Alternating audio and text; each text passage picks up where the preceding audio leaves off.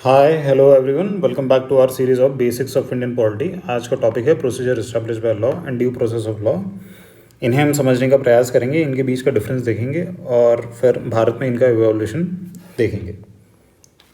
तो चलिए शुरू करते हैं। सबसे पहली चीज़, लॉ है क्या। यहाँ पे हम जिन जिन लॉज की बात कर रहे हैं वो ऐसे लॉज हैं जो स्टेट के द्वारा बनाए जाते हैं या गवर्नमेंट के द्वारा या फिर गवर्नमेंट के किसी इंस्टीट्यूशन द्वारा। लॉ जो होते हैं वो बिहेवियर को रेगुलेट करने के लिए बनाया जाता है। बिहेवियर किनका, या तो लोगों का या तो इंस्टीट्यूशंस का। लॉ की एक इंपॉर्टेंट क्वालिटी होती है कि वो इन्फोर्सेबल होता है। अगर आप लॉ फॉलो नहीं करते हैं तो आपके ऊपर पेनल्टी लग सकती है या फिर इम्प्रिजनमेंट भी हो सकता है। जस्ट एन एग्जाम्पल के लिए देखते हैं कि लॉ बनता है कैसे है।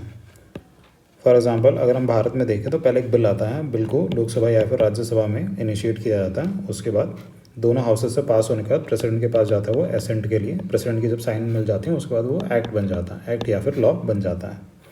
अब ये डिपेंड करता है, जैसे मनी बिल हुआ तो मनी बिल को आप सिर्फ लोकसभा में इनिशिएट कर सकते हैं, तो वो क्लॉजेस होते हैं।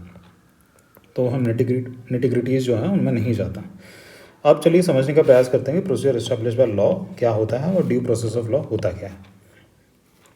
देखिए, प्रोसीजर एस्टैब्लिश बाय लॉ ये कहता है कि लॉ बनाने की जो प्रोसेस है, अगर ये प्रोसेस सही है तो आपका जो लॉ बनाया गया है लॉ भी सही होगा।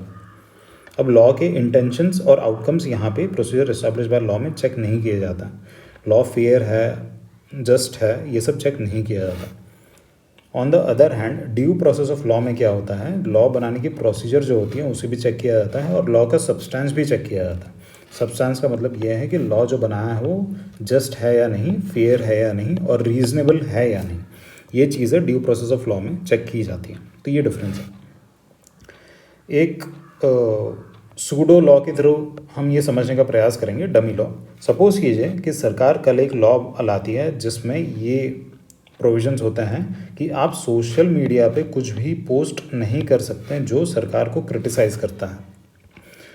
तो सपोज कीजिए अगर ऐसा एक लॉ है तो, और अगर ये लॉ अगर प्रोसीजर वाइज अगर सरकार ने पास किया है, सही प्रोसीजर अगर फॉलो की है, तो प्रोसीजर इस्टेब्लिश बाय लॉ के अकॉर्डिंग ये जो लॉ बना होगा ये सही हुआ। ऑन द अदर हैंड, अगर हम due process of law consider करें तो हम देखते हैं कि ये जो लॉ है ये आर्टिकल 19 और 21 को वायलेट कर रहा है, इसलिए ड्यू प्रोसेस ऑफ लॉ के अंदर ये लॉ स्टैंड नहीं करेगा। तो ये डिफरेंस है। भारत में हम देखें तो procedure establish by law article 21 में क्लियरली मैंशनड है।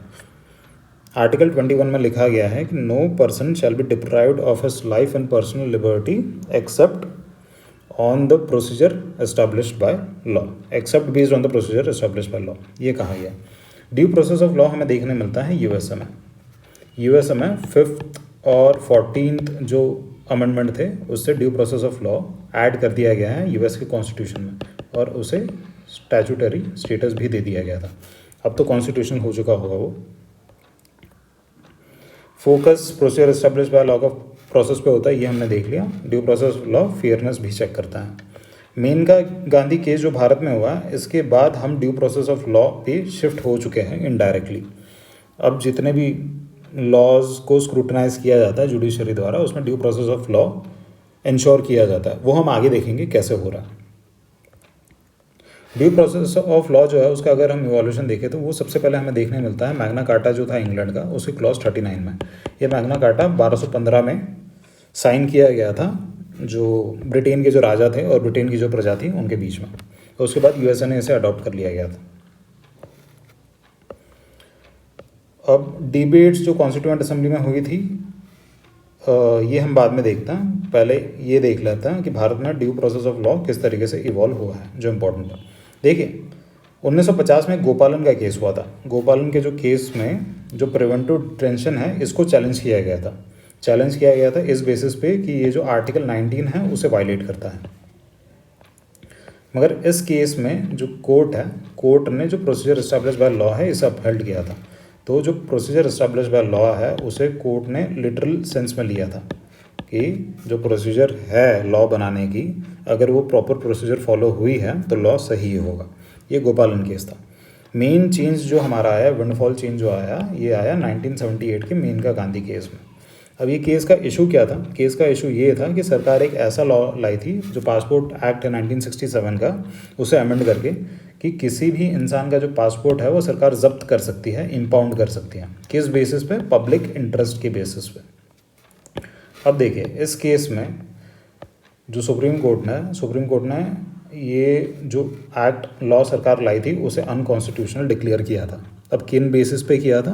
बेसिस ये थे कि कोर्ट ने कहा कि एक तो अपॉर्चुनिटी टू बी हेयर्ड ये दी नहीं गई है जो एग्रीव्ड पर्सन है उसे। दूसरा जो लॉ लाया गया है ये अनजस्ट है। ये राइट टू पर्सनल लिबर्टी है, आर्टिकल 21 है, राइट टू लाइफ है, इनको वायलेट करता है। राइट टू इक्वालिटी को भी वायलेट करता है और पर्सनल लिबर्टी को भी वायलेट करता है। इसलिए इस केस में, मेनका गांधी के केस में, सरकार ने ये कहा था, सरकार नहीं, कोर्ट ने ये कहा था जो प्रोसीजर इस्टेब्लिश की गई है वो जस्ट होनी चाहिए, फेयर होनी चाहिए और रीजनेबल होनी चाहिए। ये हमने देखा। ये किसके कैरेक्टरिस्टिक्स है? ये ड्यू प्रोसेस ऑफ लॉ के कैरेक्टरिस्टिक्स है। और जो प्रोसीजर है वो कैसी नहीं होनी चाहिए? एक तो अनजस्ट नहीं होनी चाहिए और आर्बिट्ररी कोई भी प्रोसेस नहीं होना चाहिए। इसके अलावा जो लॉ बनाया है लॉ अनफेयर भी नहीं होना चाहिए। तो मेनका गांधी केस में हम देखते हैं कि दोनों चीज़ें चेक हो रही है यहाँ पे। एक तो प्रोसीजर, जिस प्रोसीजर से लॉ बनाया गया है, दूसरा जो लॉ बनाया जा रहा है लॉ का सब्सटेंस, ये भी चेक किया जाता है। अगर ये दोनों सही हैं तो ही लॉ जो है वो स्टैंड करेगा। अदरवाइज जो जुडिशरी है वो लॉ को स्टैंड डाउन भी कर सकती है, अनकॉन्स्टिट्यूशनल डिक्लेयर कर सकती है। तो ये क्रक्स था इन दोनों के बीच का डिफरेंस। अब देखते कॉन्स्टिट्यूशन असेंबली जो थी हमारी, उसके पास एक डिबेट थी, मतलब एक इशू था कि हम due process of law adopt करें या फिर procedure establish by law adopt करें। तो यहाँ पे ड्यू प्रोसेस ऑफ लॉ के फेवर और अगेंस्ट में कुछ आर्गूमेंट्स थे जो हम देख लेते हैं। फेवर में हमारे काजी सैयद करीमुद्दीन थे और अगेंस्ट में BN राव थे जो हमारे कॉन्स्टिट्यूशनल एडवाइज़र थे। काजी जो सैयद थे इन्होंने ये कहा था कि लोगों के जो फंडामेंटल राइट्स हैं इनको प्रोटेक्ट करने के लिए ड्यू प्रोसेस ऑफ लॉ बहुत ज़रूरी है। और ये ज़रूरी इसलिए है क्योंकि लेजिस्लेटिव बायस्ड डिसीजन भी ले सकता है, ये पॉसिबिलिटी है। इस पॉसिबिलिटी को BR अम्बेडकर ने भी नहीं नकारा था। तो इसलिए लोगों के राइट्स को इंश्योर करने के लिए ड्यू प्रोसेस ऑफ लॉ होना चाहिए। On the other hand BN Rao जो कॉन्स्टिट्यूशनल एडवाइज़र थे, इन्होंने ये कहा था कि लेजिस्लेशन जो है, लेजिस्लेशन के पास लोगों का मैंडेट होता है क्योंकि लेजिस्लेशन इलेक्टेड होता है। ऑन द अदर हैंड अगर हम जुडिशरी को देखें तो जुडिशरी तो नॉमिनेटेड है, ऊपर से जुडिशरी इर्रिमूवेबल है, जुडिशरी को आप हटा नहीं सकते। उसके अलावा जुडिशरी के पास लोगों का मैंडेट नहीं है। तो इसीलिए भारत में ड्यू प्रोसेस ऑफ लॉ नहीं होना चाहिए, प्रोसीजर एस्टेब्लिश बाय लॉ होना चाहिए। अगर ड्यू प्रोसेस ऑफ लॉ होगा तो वो एक्सेसिव पावर्स दे देगा कोर्ट को। तो ये दो आर्ग्यूमेंट्स हैं। इसके बाद BR अम्बेडकर, इनका आर्ग्यूमेंट ये था कि फेडरल कॉन्स्टिट्यूशन में जुडिशरी के पास तो हमेशा ये पावर होती ही है जुडिशल रिव्यू की, कि जो लॉ बनाया गया है पार्लियामेंट द्वारा उसे जुडिशरी स्क्रूटनाइज कर सकती है और फिर चेक कर सकती है कि जो लॉ बनाया है वो अल्ट्रा वायरस है या फिर इंट्रा वायरस है। इसका सिंपल मतलब ये होता है कि लॉ या तो इलीगल या इनवैलिड है या फिर वैलिड है, ये जुडिशरी चेक कर सकती है। तो अंबेडकर जी ने ये जो मैटर है ये हाउस पे छोड़ दिया था, हाउस को डिसाइड करने के लिए। हाउस ने फाइनली क्या डिसाइड किया? प्रोसीजर एस्टेब्लिश बाय लॉ हम लिखेंगे आर्टिकल 21 के अंदर। हमने आगे देखा कि मेनका गांधी केस के बाद भारत में हर प्रैक्टिकल पर्पस के लिए due procedure of law follow हो रहा है। तो देखिए इतना ही क्रक्स है इस पूरे इशू का। मुझे लगता है ये इशू काफ़ी क्लियर हो चुका होगा, इन दोनों के बीच का डिफरेंस। अगर कोई भी डाउट्स आता है आपको तो आप कमेंट सेक्शन में डाउट्स को अपने पोस्ट कर सकते हैं। तो चलिए एंड करते हैं इस लेक्चर को, मिलता है आपसे नेक्स्ट लेक्चर में।